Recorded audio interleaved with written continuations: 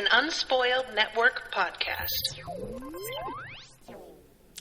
This is Spoil Me, covering Elder Empire, see Book 1 of Sea and Shadow, chapters 11, 12, and 13. In these chapters, we get to see the whole business that went down on Nakothi's Island from Calder's perspective. And it does look really different from his point of view. It's fascinating to me. Also, Shara is so scary. I knew she was, but she's really scary. Whew. Welcome to Spoil Me.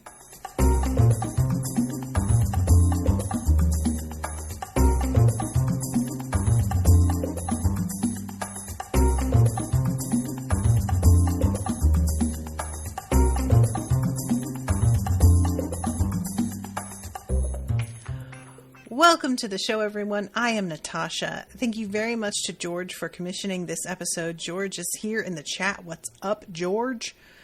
This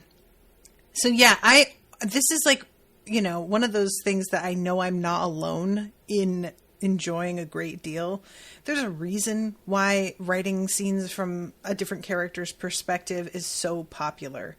And it's because it recontextualizes things. It can leave things open for wild interpretation. And when I talk about it like this, I'm talking about fan fiction. But when an author does it, it's so much better. Not to shit talk fan fiction, although I will shit talk fan fiction a little bit, and I feel free to do so, and nobody can say shit to me about that. But what I mean is, when the author does it, it's canon, baby. And it's so interesting to see what the author has decided the canon is going to be for this different character. And also, it's just something that also happens in the Cradle books where, we know Lyndon and we know how sweet and careful he is. But then we get to see how fucking intimidating and terrifying he is to his enemies. And you can't help but be satisfied. It's just, it's gratifying. Can't help it. There's something very primitive inside all of us that's like, look, I want people to like me, but I'm not going to be mad if they're a little afraid of me. Right? Maybe that's just me. Maybe I'm telling on myself. But yeah. The whole thing with getting to see Shara from the outside, it's not like Shara, being in her head that we didn't know she was a fucking terror. We know she knows because she frequently references the fact that there's a piece of her missing and she knows that's not quite okay. But you also have a bit of her humor in your head. You know how direct she is amongst people who like to try and use doublespeak and how that undermines their efforts and sort of gets to the heart of matters right away, and that can endear her to you. We know so much about her that Calder doesn't know. So when we're coming at this from his angle, she just looks like a Terminator. She looks like an unfeeling killing machine. And to a point, she is. That's part of what she is worried about within herself, But it's just really interesting to actually watch it happen from the outside without the mitigating internal monologue going, ooh, man, I feel like maybe my friend Lucan would have a problem with me doing this. We don't have that. We just see her doing her shit, And Calder is appropriately intimidated. Also, the moment where she tells him that Jyrene is dead, we saw her do that, and we saw what motivated her to say it in that moment. It was purely motivated by, I need him to lose his footing for just a second so that I can take the heart away. That's it. That's all it was. She was making a calculated move. But he is so emotional about Jyrene specifically, but also just as a person. He really is emotional. That it works, and he doesn't even think to question whether she's telling him the truth or not, So what I'm interested in now when he comes to the island of Shadow and Sea, I was assuming it was because he had figured out that Jyrene wasn't dead and he was coming to rescue her. By the end of chapter 13, it looks like he just is coming to find Shara and exact his revenge on her, and didn't know Jyrene was still alive until he got there and saw her.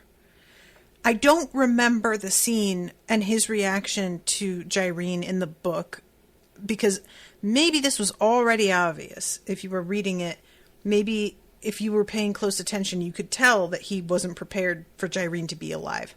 I don't remember. But from where we're operating, he seems pretty much to have taken it for granted that she's telling the truth. And that just, I am very interested to see what is going to run through his head when he realizes that, like, not only is Jyrene still alive, but that she lied to him for just her own reasons. It's one thing to deal with an enemy who is going to be dangerous, and it's another thing to deal with an enemy that can, like, read people in that sort of way and use psychological advantages against them. It's a little bit surprising that Shara knew to do it, because she is so disconnected from her own compassion and humanity in some ways, not always, but sometimes, that the fact that she thought to use this tactic in order to sort of, shake him a little bit is actually pretty impressive. But I just have to imagine that choosing to team up with her after she's done this, it's going to make him think twice, just that would be on my mind, at least if I were in his position. I would constantly be like, yeah, but they fucking flat out lied about whether or not she was even still alive. How do I know what they're willing to lie about and not? So anyway, chapter 11, he is in the crater, and I really appreciated that Calder is genuinely just like, this is so disgusting. Each of them, like, these are 6 watchmen are digging. Each of them had a haunted, dead look that Calder could well understand. He couldn't imagine the stomach it would take to dig out a mine by hand in soil that looked like flesh. Whatever his mother was paying them, it wasn't enough. Naberius fell to his knees in front of the heart, a picture of heroic awe. Is this it? So, guys, Naberius. Is he still alive by the end?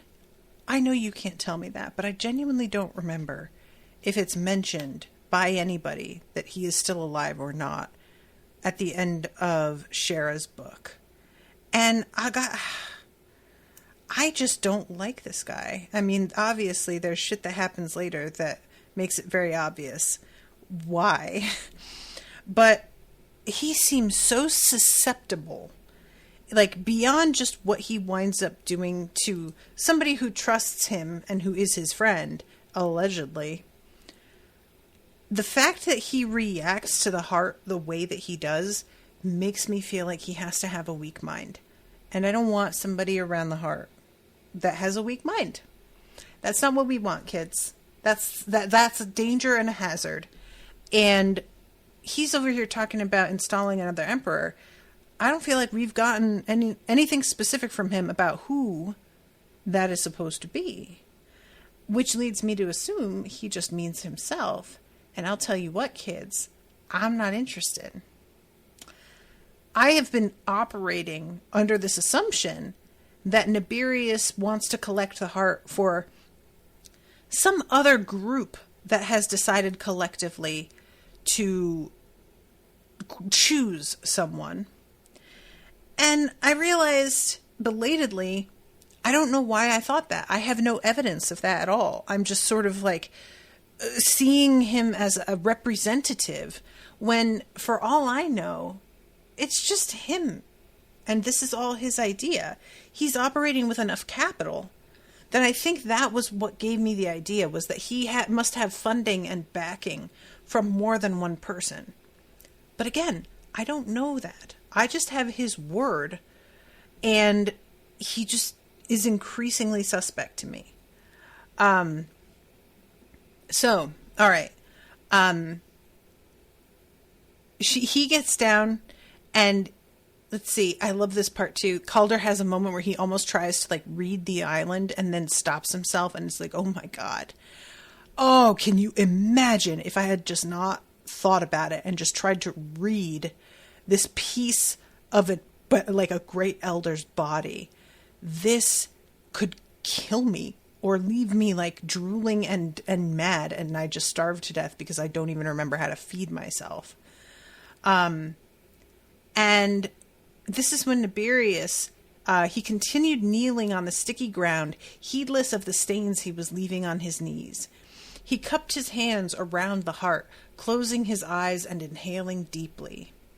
"It's vast and strange," he said in awe.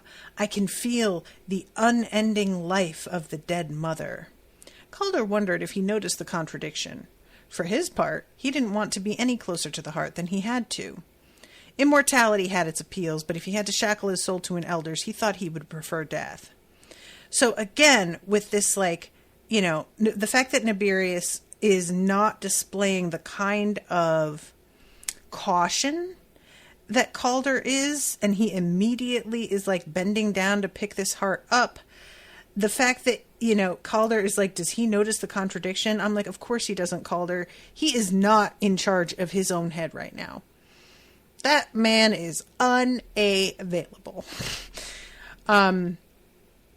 The white-haired watchman had a quick, quiet word with Ulsa. She turned on Naberius, who was still kneeling over the heart in obvious ecstasy. "You've verified the heart, then, Witness Claiborne. Our part here is done. Now let's cut this free and get to shelter." Calder eyed his mother and then Tristania, who had not relaxed her vigil. Ulsa Greyweather was not prone to unjustified panic. If she wanted out of this crater, she had a good reason. So this is when he's like, "So what's the deal? Why are you so anxious?" And she's like, "We had been undergoing a near constant attack of the children of Nakothi since arriving here. And then, just a few hours before you all arrive, they all vanished. And we haven't seen one for the entire day. All I can think is that they are amassing somewhere and shit is about to go so left.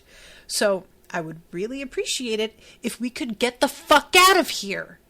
And I was like, she's making compelling points. I can't be mad. So yeah, let's see. They haven't shown, let's see. Oh yeah, he asked if they have a leader. And she says, I mean, they haven't shown signs of it, but elder spawn are very unpredictable. So they may not have displayed anything, and then it turns out that they've got somebody in their back pocket. Like, who knows?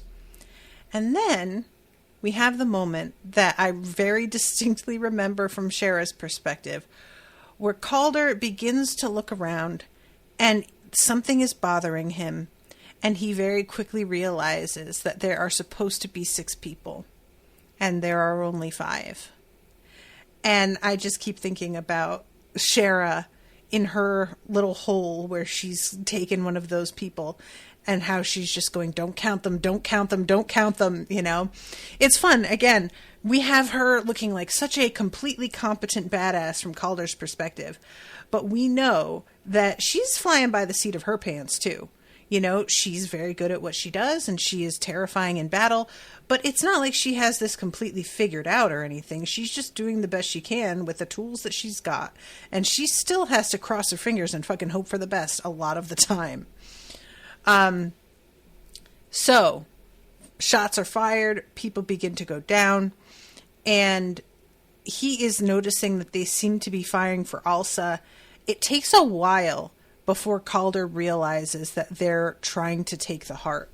At first, he thinks that they're coming after him, they're coming after Naberius, and it's not until he begins to see how they're like sort of buying time and not actually attempting to take anybody prisoner, or not actually seeming to attempt to like assassinate anybody, not like wholeheartedly, that he begins to be like, wait, then what is this about? And he realizes it's the heart. And here comes the part where Tristania uses her coat to protect Naberius from bullets. And Calder is really impressed. I love this because, this is something in Dresden Files. He has a leather duster that is bulletproof, but it takes a lot of time to like set those spells in place. It is possible though. And Calder is looking at it and just realizes like, I have tried this a bunch of times and fabric just couldn't be made to be completely bulletproof. That is wild. She was able to pull that off. Good for her, All the bodies he saw belonged to watchmen. Seconds into the battle, all 5 of the workers were down, and Naberius would have been dead 10 times over, if not for Tristania and her bulletproof coat. Elsa stood behind the shelter of a gash, poking her head out to fire her musket every once in a while, but she didn't seem to be doing any good. So this is when he is looking around for Shara, and he hasn't seen her, but he calls out to Urziah. A single black-clad body launched from that point, flying entirely over the bowl, landing on the other side with an audible crunch. "Ah," Calder said, straightening his hat. "There you are." Then he started running for the side. Guys, I would like to register once again my dismay that I know that Urziah does not make it. I don't like it. I'll be honest, I'm against it. Call me crazy. I personally resent it, and I would like to just have a word with Will about this. Come on, man. Why you gotta play me like that? So, Urziah leans over the edge, showing a gap-toothed smile, and reaches one hand down. Pulls Calder up to the top. "I have not found the assassin, but there are many other consultants," Urziah reported. "I have killed 3, but it is hard to find them sometimes." And Calder is like, yeah, no shit, because he's still looking around for Shara. Like, up until this point, he still hasn't seen her yet. "They will not fight me. They only hide." It was true. After the initial attack on Alsa, the consultants had fallen back to guerrilla tactics. Another woman in a black coat strayed too close to the back of their shelter, and she pitched over with 3 inches of steel sticking out of her back. They're stalling, Calder realized. So yeah, this is when he begins to realize it's the heart. A black-clad woman leaped from the top of the shelter, a knife in each hand. Not Shara. She was taller, thinner, and her knives were well-worn steel instead of bronze. For a moment, I thought this was going to be Maya, but he kills her, like, right away. No problem at all. I'm assuming this person is a shepherd. I'm not positive. It doesn't matter, but I'm just interested in trying to remember how many of each crew was here in the original story. So Urziah snatched the knife out of the air, laughed, and threw it back. The consultant dodged, but it threw the man off balance, and Calder slashed a line across the man's arm. With one arm and nothing more than a dagger, he managed to turn 3 of Calder's follow-up strikes in as many seconds. Calder couldn't help but be impressed as he ran the other man through. I can't help it. Whenever somebody's like, wow, not bad, as they're killing another person, I can't help but find that a little bit endearing, you know? It's just a shame that it has to be absolutes like this. I miss the Uncrowned King tournament where you could be impressed with somebody and only pretend to kill them. So this is when Calder hears Urziah laughing and says, "Do you enjoy this?" And Urziah shrugs and says, "The arena was not so bad. I thought I would die many times, but that has a special kind of fun to it. You understand?" He did. combat terrified Calder, and he would avoid it for the rest of his life if he could, but there was something about a fight that set the blood on fire. His wife had felt the thrill more than he did. Jerry will be sorry she missed this. The thought was followed by a shock of pain and anger that sobered Calder up. I really liked this moment. This is something that I think happens a lot, where you'll be in a train of thought, and you'll think of somebody and, like, wishing they were there, and it'll sort of, there's just a moment of, like, oh my God, because it feels maybe, like, inappropriate to be thinking about it right now. You're, like, it's weird to you that your mind went to them during a moment like this. Any number of thoughts here, and it just feels like it makes a lot of sense to me that he would be thinking about her at this point, especially considering he has not yet met up with Shara and does not know if Jerry is even alive or dead. So there's going to be a lot of mixed feelings in there about that. So this is when he's still looking for around for Shara. And let's see, to Naberius, they're after the heart. The stillness shattered like dropped glass. Shara emerged in the center of the crater as though she had simply appeared there. For a moment, he refused to believe the sight. There was no way she could possibly have gotten down there without him seeing. And yet, there she was. Black hair falling around her face like a hood, mouth covered by black cloth, holding a bronze knife in her right hand as she ran straight at Tristania's back. But that wasn't all. At the instant Shara appeared, a mournful howl rose through the air like a mother grieving the death of her child. Here come the children! And I just can't imagine what it's like to see these things for the first time. He doesn't even have a chance to really be like, this is fucking horrifying. It's just too much of an emergency situation. So then we go to Andel's POV.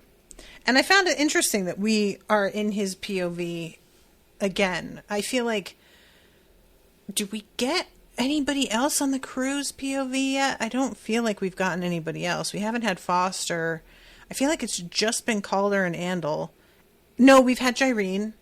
Okay, so those three. Andel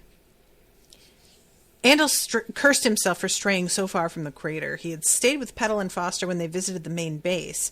He'd let Calder go visit his mother, reasoning the captain would be safe among so many Blackwatch, and only the Emperor himself could have stopped Josiah from wandering off. It had proven naive, but he'd expected them to come back quickly. He'd never thought the attack would come on the very first day they arrived, not to mention the second attack.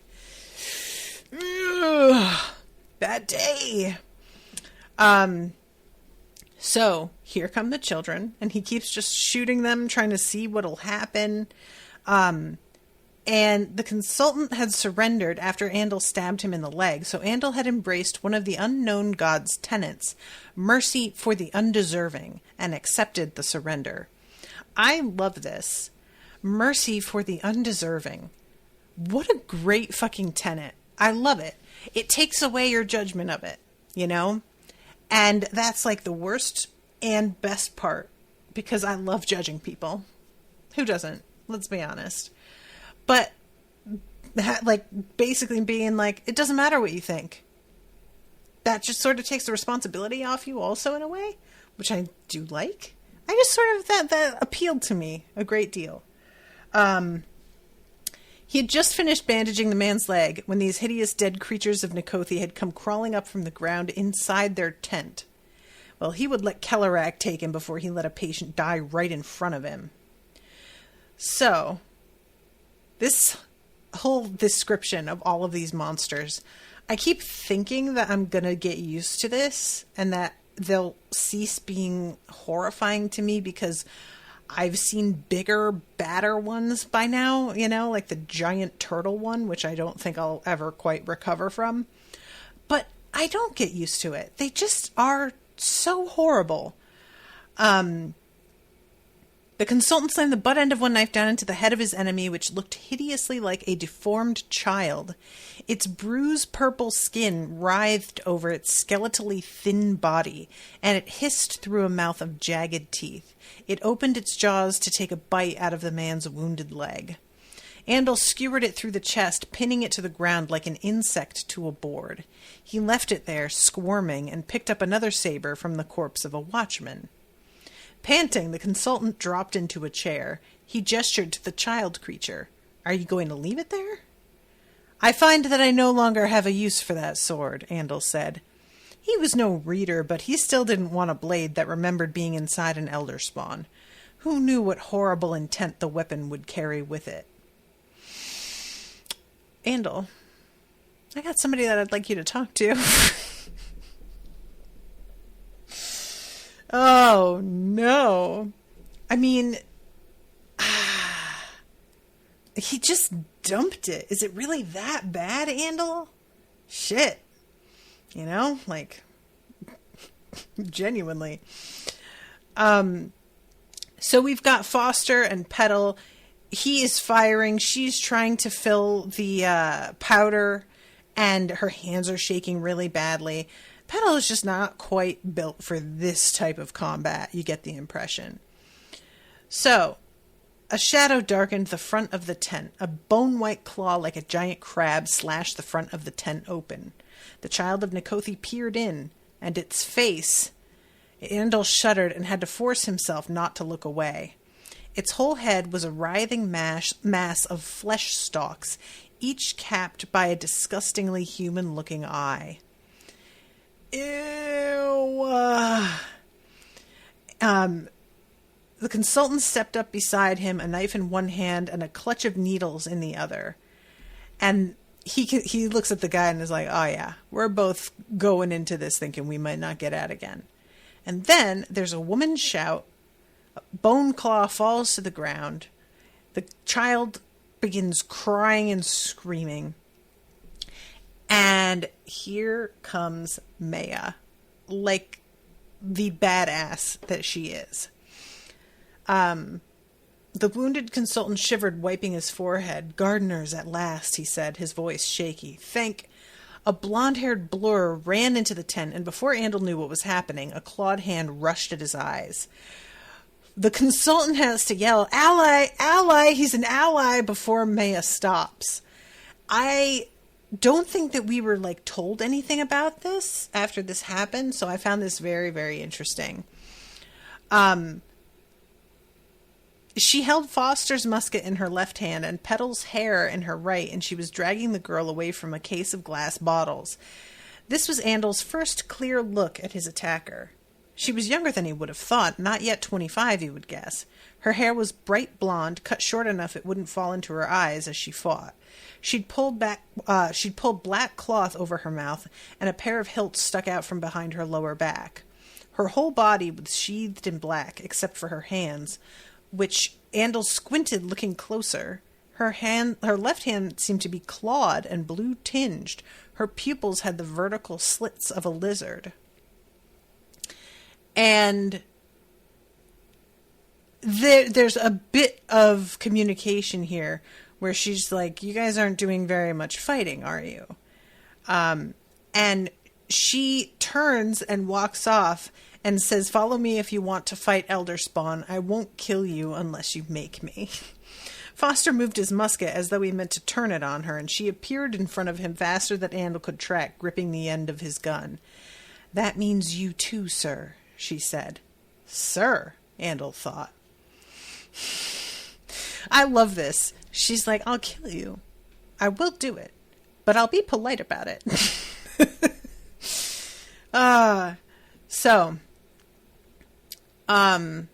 The gardener's blonde head snapped around at the sound of Urzaya's name. "You're soulbound?" The consultants knew about their crew. Andal supposed it wasn't so surprising, but it still disturbed him to think that these killers knew every detail of their combat capabilities. "Our champion." Her eyes widened, and he was treated to a clear view as the pupils snapped from round to a vertical line. Then she was gone, the tent flaps swinging in the wake of her exit. So then we go to Calder again, watching Shara. The bullets had done nothing to Tristania's coat, but this blade must have been invested with more intent than Calder could imagine. It tore through the cloth, instantly drawing blood. The force drove the Silent One forward, knocking her over Naberius, sending her sprawling to the ground. I had forgotten that her knife goes through where the bullets don't, which is pretty intense. I don't think that I appreciated at the time, not knowing everything the way that Calder does as a reader, how much intent there must be in order for that to have been possible. Something like a severed spine on a centipede's legs slithered up to him. No, no, no, no, no, no, no, no, no, no, no, I will not. I hate it. I hate it. I hate it. I hate it so much. So he yells for Urziah. He got a glimpse of tanned skin as Urziah launched himself into the crater, a black hatchet in each hand and blonde hair streaming behind him. He landed in a spray of blood from the ground, only feet from Shara. And then here comes a gorilla. And he tries to slash it across the chest, and it doesn't fucking do anything. And as he's fighting it, I really enjoyed this insight. He has a moment of being like, man, this enemy doesn't, like, have a face or breathe or do any of the things, like, that let me know if I'm wearing it down. Panting when they were tired, screaming when they were scared, grunting in pain to let him know he'd scored a point. Engaging a mute enemy was just unsatisfying, not to mention terrifying, since one square blow would reduce his bones to powder. And as he's doing this, let's see, a streak of black passed by, and he caught a glimpse of blonde hair. Then a gout of white blood sprayed from the gorilla creature right where its head should have been, splattering on his clothes. The blood smelled like spoiled sausages and putrid cheese, like carrion and burned hair. Oh my God. He smells it coming from his clothes and dry heaves and yanks the jacket off, which that is one of those things that I really do have happen, and I can't be alone in that, where you'll be in the midst of something that's like way more serious, but you'll get sidetracked being like, that ruined my socks, you know? And this moment where it's just like, how disgusting, and he just can't stop himself. He has to get this jacket off. This is priority number one right now. A consultant stood with her back to him, blonde hair cut short. She held a bronze knife in one hand, and her other flexed open and closed. "Thanks," he panted, as soon as he caught his breath. She half turned to look at him. "You're quite welcome." Then she vaulted into the crater just as Urziah had done. That's just not fair. Why could everyone do that but him? And then we go into chapter 12, and I really like this again. Calder has another moment of sort of feeling like he is not up to par. Feeling, it's got a very sort of Linden energy to it. The difference is that Calder does have a place where he is powerful, but that's on his ship. It's a very restrictive area. And, when I had been talking before about how I don't think I would want to be soulbound with a ship, my issue was that a ship is a mighty big fucking target. And it just felt like you wouldn't want to attach yourself to something that huge that so many things could go wrong with. And it didn't occur to me about how limiting that would be. Of course it is. I never really stopped to think about what happens when he's not on his ship anymore. Well, nothing happens. He can't do anything. And that sucks. Yeah, here it is. Urziah laughed as he fought, black hatchet in each hand. The gold hide wrapped around his arm gleamed in the sun. Behind him, Shara flicked a blade at Urziah's back, turned to drive her bronze knife through one of the children. Without looking, the Assyrian gladiator reached back and swatted the blade out of the air with the second hatchet. And as he ran past Naberius, a sudden thought made him stop in his tracks. Do not let yourself be distracted by violence. Battle is a game men play to reach an objective, but the battle itself does not matter. Only the objective matters. So he tries to go and take the heart from Naberius. The chronicler snarled until his face twisted. If he hadn't known better, Calder might not have recognized the man. It's mine! What was this? Was this the real Naberius? Or had attempting to read the Elder artifact done something to his mind? Calder had grown up on stories of readers being driven insane by accidentally contacting Elder powers, and he'd seen the results of such insanity firsthand. If this was Elder madness, then Calder had little chance of ever seeing his payment. The thought put him in a bad enough mood that he acted on his first instinct. He punched Naberius in the nose. Not too hard, but enough to startle the man into releasing the heart. So this is interesting to me, and, again, it's such a unclear bit of lore for me, because, the last book, when we're in Shara's perspective, she's already had experience with the heart by the time she hears that we're after one again. And we get treated to, the flashbacks to her finding out about how the Emperor uses his heart to keep himself alive. But by then, we've already gotten some information about how the heart operates. And I was surprised at this point to, sort of realize Calder doesn't seem to be aware of the effect the heart has on other people. And it seemed like he didn't really know what a heart even was until Naberius got into detail talking about it. So I guess that's not surprising. But it didn't occur to me that he just wouldn't know what it is. So here comes Shara, and he holds up the heart and says, "How about a trade?" And she's just coming at him. Obviously, what he wants to do is try and trade his wife for the heart. And he's looking at Shara, and it says her eyes were dead over her half-black mask. Her black half-mask, sorry. Blade striking like bronze lightning. Only fear and desperation made him fast enough to meet her strikes, and he kept backstepping, trying to get far enough that his extra reach with the sword would matter. But if he put too much distance between them, then she would have free rein with her throwing blades. He lived long enough to back up a few steps. Then he asked the important question, "Where's my wife?" So we get more fighting. He asks again. She takes him, gets him sliced across the shin. And finally, she pulls out her other blade. Let's see. The pain in his leg didn't matter. It was a shallow wound, only skin deep, though it hurt like fire. Even Jerry didn't matter for the moment, and the lethal threat of this assassin fled from his mind. He couldn't seem to take his eyes from that battered bronze blade. "What is that?" he asked, horrified. The weapon pressed on his senses from here, and he'd only seen a handful of items in his life with that much raw intent. I was a little bit disappointed here, because I was hoping that when we were in his POV, we would see him really, getting a sense of what is going on with this blade. I should have known we wouldn't, because he says, "What is that?" And if he had more information, he would fucking know what it is, so he wouldn't ask the question.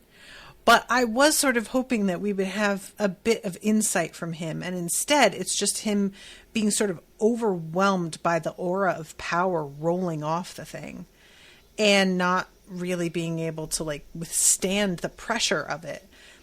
He knew he couldn't let that blade touch him. Shara rushed him, leading with the ordinary knife. He slapped it aside with the flat of his sword, eyes still on her left hand. Calder focused his intent on his cutlass, chanting in his mind to focus his power.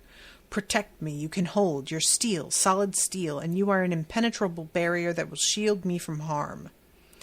The bronze knife met his steel, hit with an impact that shook him like a sail in a high wind and sheared right through.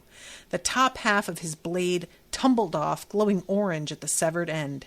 He hadn't thought to dodge. He was only lucky that his cutlass had knocked her blow enough out of the way that he wasn't eviscerated. As it was, he only lost a corner of his coat. And this is when she says, "She's dead."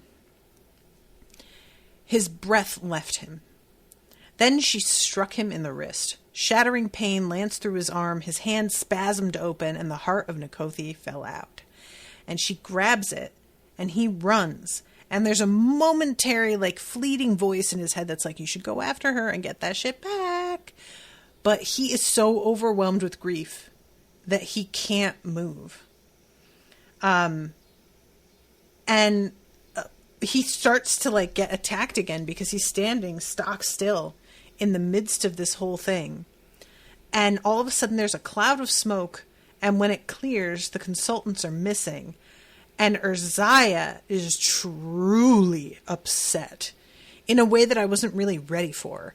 And later on, we get to hear his side of it, and it makes a lot of sense why he's feeling like he is. I feel like Calder does a good job in trying to reassure him, man, this is so not on you. It's absolutely not your fault. But I can understand Urziah's perspective. Basically, he's like, this is my whole job. This is literally the only thing I'm good at, is being strong and fighting people and protecting the people that I'm here to protect. That's it. That's my entire thing. And twice now, I have fucked up. What am I good for? And I'm like, man, you're good for being an adorable man who's very great. That's what you're good for. But there's no saying that to him.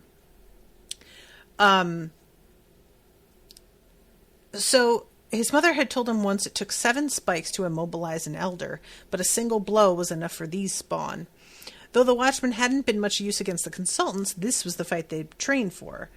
Calder moved to his mother. She had taken command back as soon as the smoke cleared. Retreat, she called, back to shelter. They run into Naberius on the way. Where is it? Do you have it? She has it, Naberius. She's gone. The chronicler's wail sounded like a man on the verge of tears. Oh, Naberius. So Calder says something to his mother about how she said Jerry's dead, and also says to him, this isn't the time, man. We can't do this here. So they go into this Black Watch shelter, this fort. And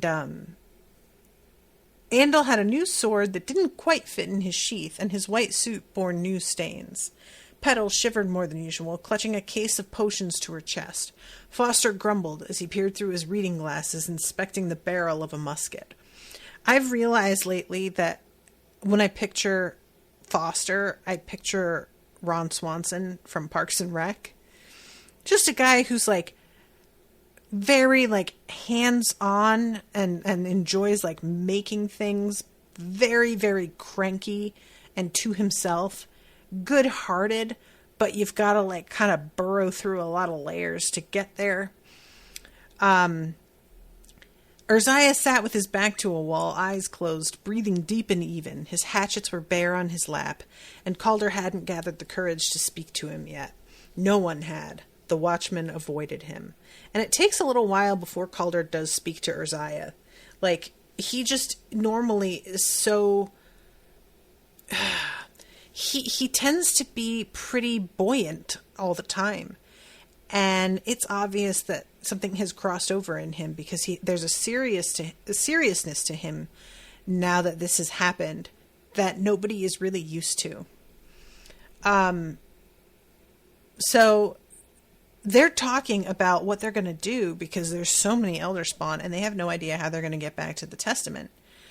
And she asks Calder if the Elder Spawn that is, or the Elder, I guess, it's not a spawn, that is attached to the Testament can help them. And Calder is like, I just asked it to fight the Stormwing a month ago. And this thing's sense of time is such that might feel like he just fought 5 minutes ago. And then it says that he says he'll make sure of it. He wasn't actually certain, but if need be, he would appeal to the Leathaton's master. He shuddered to think what such a meeting would cost him, but surely not as much as his life. To the who now? To the what now? I don't like that. What is master of a thing like that?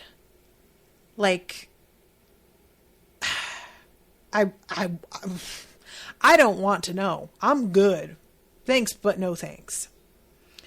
So this is when Naberius comes in. And he sits down and says, what are our chances of making it out of this enclosure and all the way to the ship? And Al says, just like some of us will make it and some of us won't. We'll get there, but how many of us will, I don't know. And he says, with those odds, I have a solution. I served for many years in the Imperial Palace. My primary duties involve finances. But living around the Emperor, you find yourself exposed to certain truths, especially as a reader. And this is when he takes out a candle, which, as we know, they store memories. So he pulls out the candle, and he is able to read it. He doesn't even necessarily have to burn it in order to get some of the information off it. In my contact with the heart of Nikothi, I saw some missing pieces. At last, I understood the nature of the children. I should be able to speak their language, if you will. It would be easier if I had the heart, but I'll work with what I have. The children only understand death and rebirth. They crave to introduce the living to the sort of deadly remaking they've already experienced, and they will only go away if they believe they have succeeded. I can deceive them. And he says, I'll handle it, and he gets up and walks away. Andal, after they walk away, him and Tristania, Andal comes over and is like, all right, fuck those guys. They don't know what they're fucking talking about. What are we actually going to do? Calder, though, is like, I don't know. He seemed to be very confident. I feel like maybe he knows something. And he's watching them walk away, and then he notices Tristania turn and actually speak. He can't hear her from there, but he sees the bandages around her lips move, which I thought was interesting because I thought the whole thing was that they didn't speak at all. But I realized that's not necessarily what I've been told, just that the wrapping around their lips was symbolic of them not speaking secrets and that they didn't speak in the presence of other people. But I didn't know for sure that they just don't speak at all. I kind of just thought that was how it worked. He follows after them. And there's a part of him that's just curious, you know, hearing somebody speak who you've never heard talk, you just kind of want to know what they're going to sound like. Understandable. This is a very human reaction, you know. Someone had set up a set of rickety stairs, scarcely better than a ladder, leading up to a platform. The Black Watch would have used this short tower to see over the wall, keeping a lookout when the island seemed too quiet.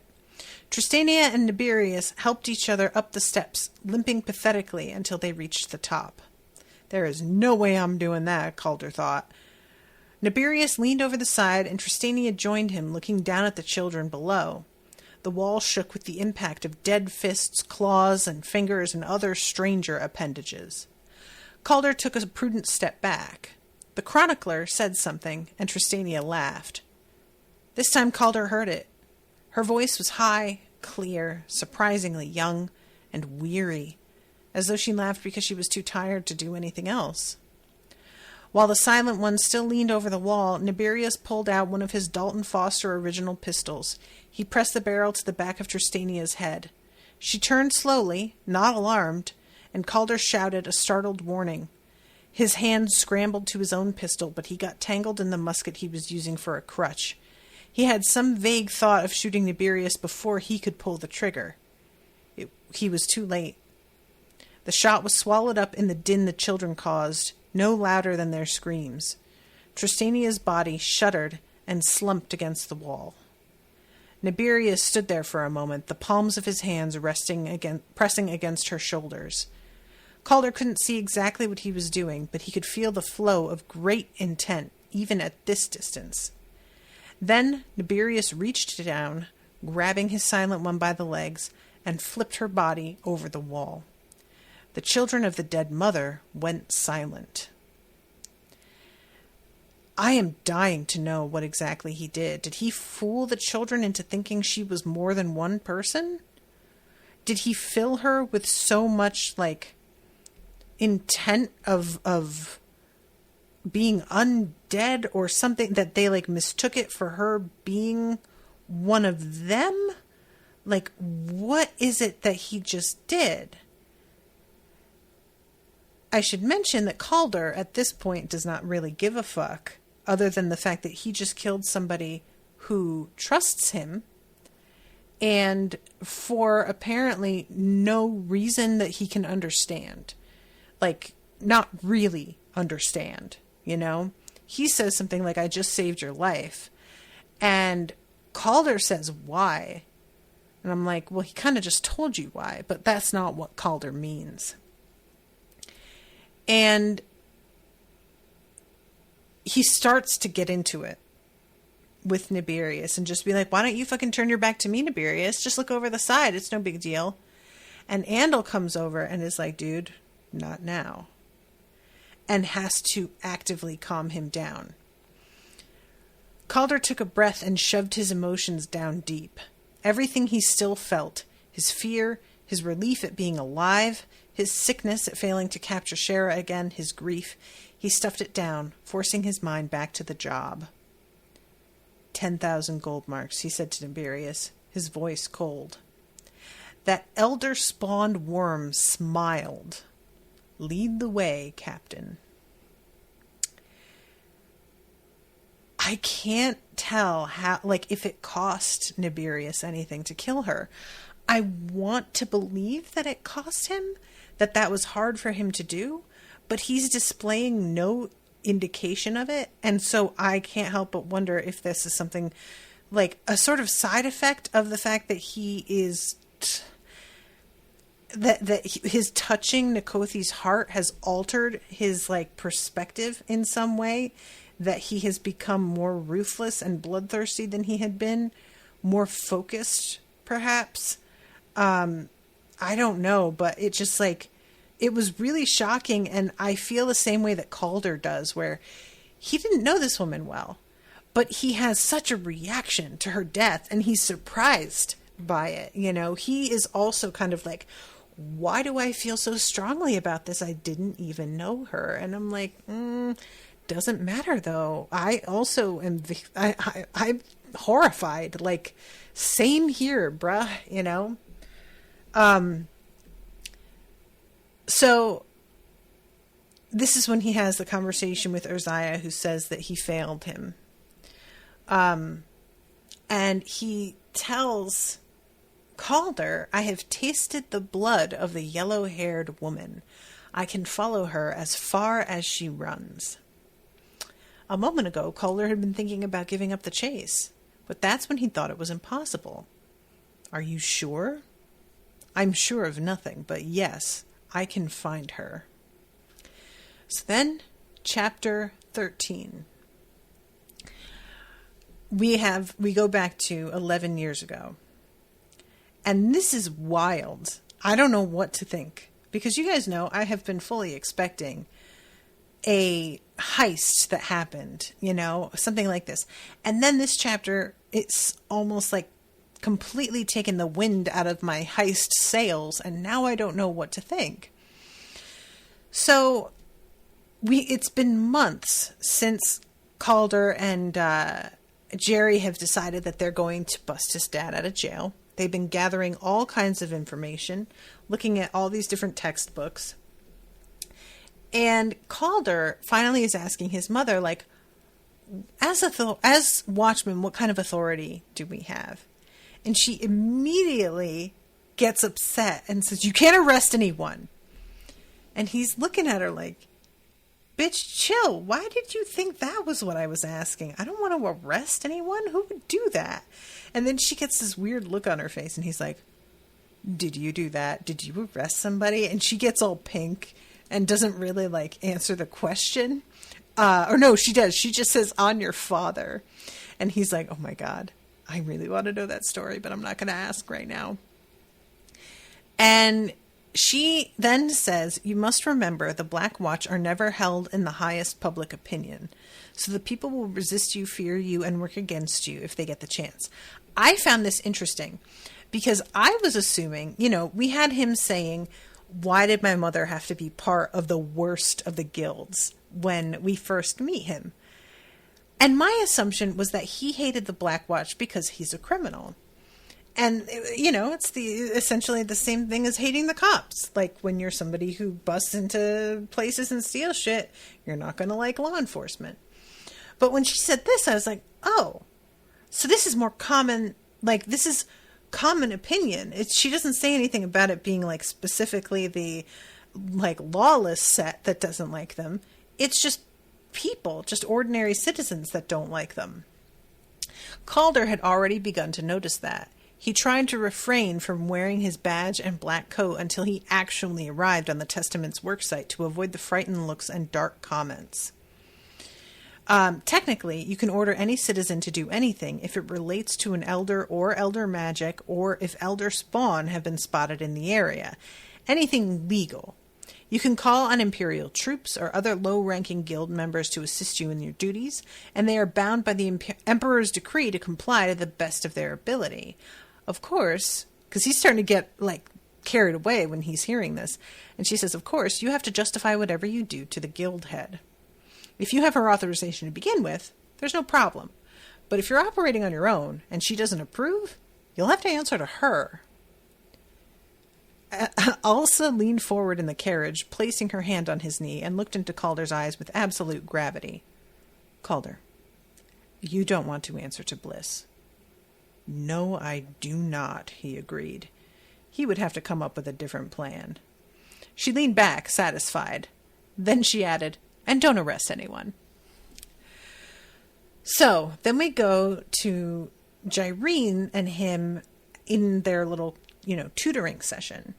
And her attempting to get some information out of their teachers. And it actually, it takes a little bit before they start to warm to the subject and actually talk about it.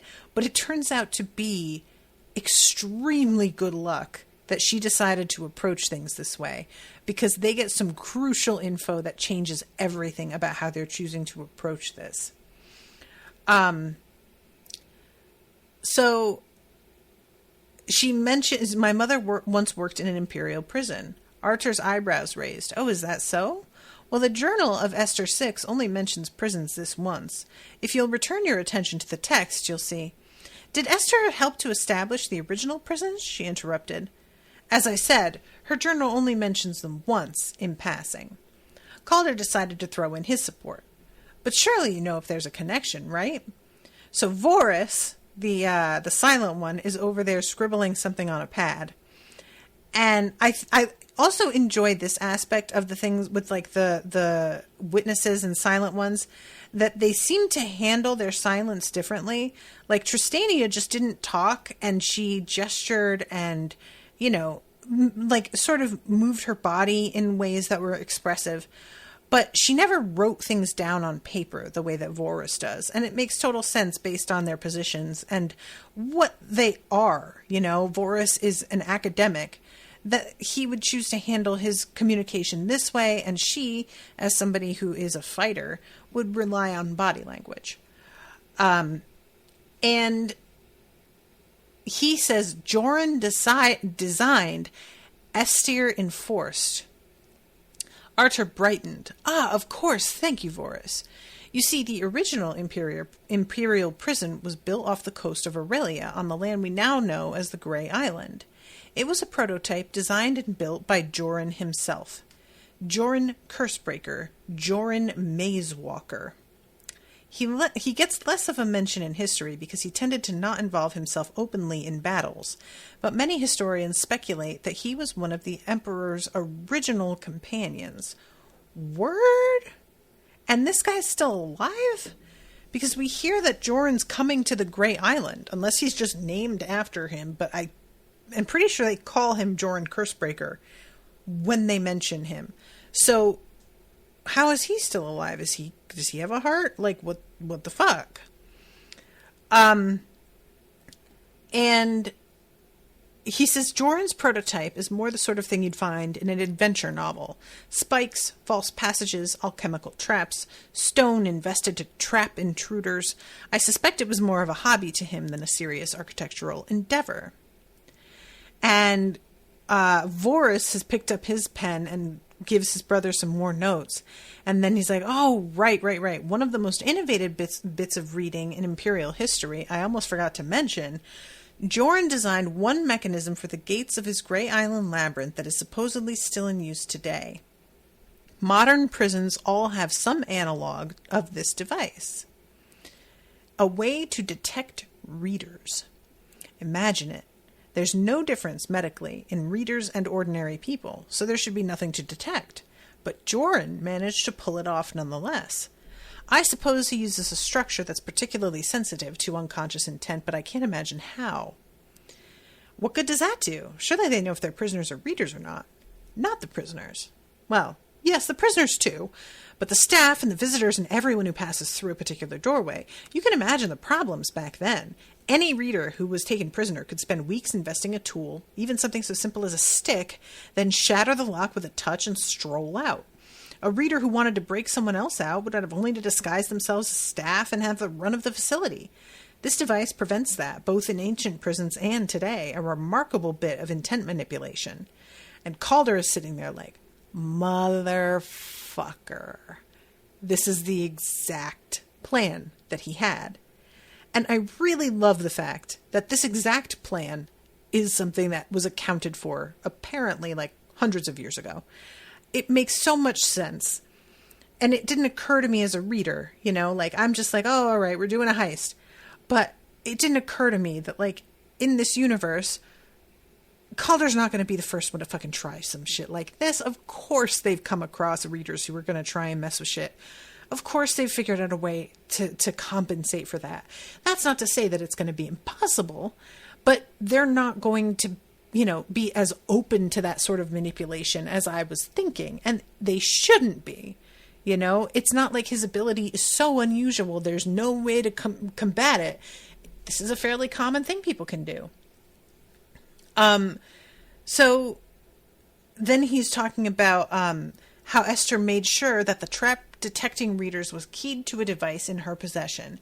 If she was alerted to a reader trying to sneak out of or into a prison, she would send a squad of Imperial guards to investigate.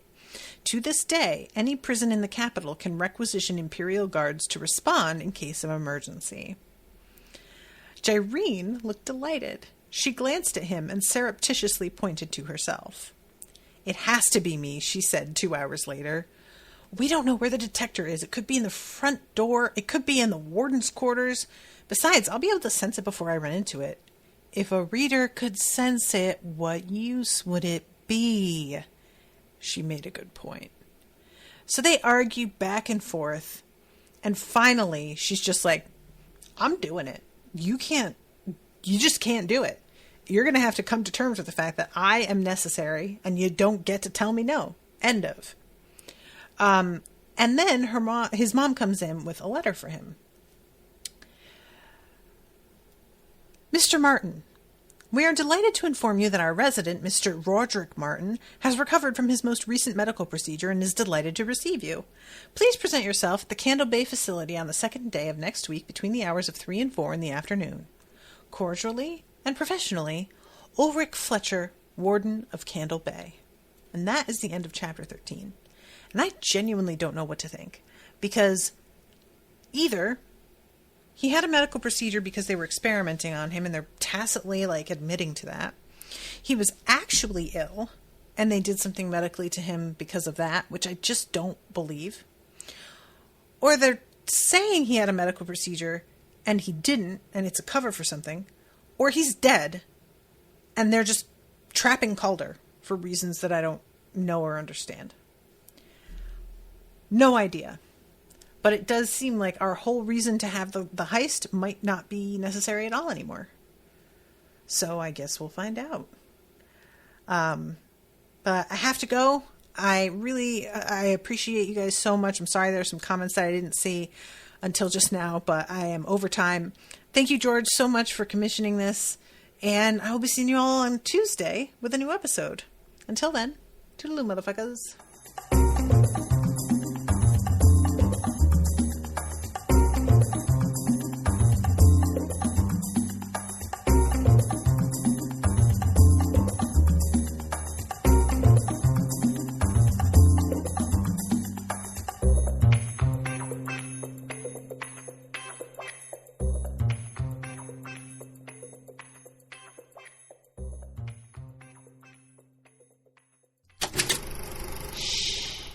was an Unspoiled Network podcast.